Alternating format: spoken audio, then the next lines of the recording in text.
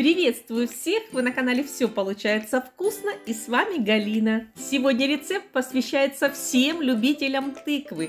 Готовим тыкву по-французски. Такая тыква получается очень вкусная. Надеюсь, и вам понравится этот рецепт. И для этого я от тыквы отрезала кусочек, взяла его широкую часть, разрезала на слайсы толщиной примерно по 1 сантиметру.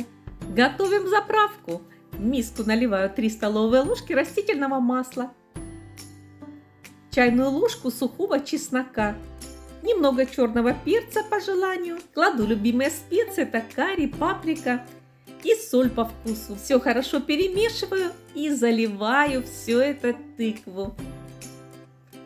Затем руками хорошо втираю в тыкву эту вкусную заправку, чтобы каждый кусочек покрылся ею с обоих сторон. И оставляю помариноваться примерно на 10 минут. Затем тыкву укладываю на противень, застеленный пергаментной бумагой, и отправляю в духовку, разогретую до 200 градусов, минут на 20, чтобы она почти была готова.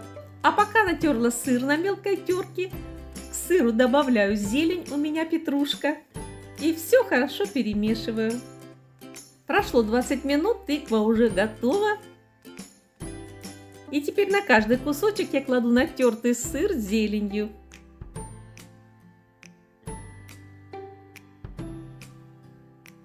И отправляю в духовку на несколько минут, или пока не расплавится сыр. Ну и вот такая красота получилась, аромат стоит бесподобный. Так и хочется попробовать. Ну и давайте я сейчас попробую. Конечно, она еще горячая.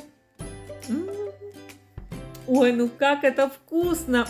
Ой, посмотрите, какая сочная! С чесночно-сырным вкусом это бесподобно. Кто любит тыкву, вам это обязательно понравится. Такую тыкву можно подавать как гарнир к мясным блюдам или как самостоятельное блюдо.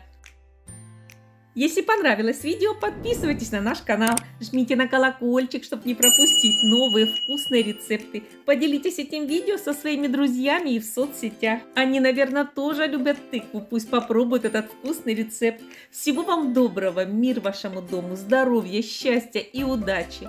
До новых вкусных встреч. Пока-пока!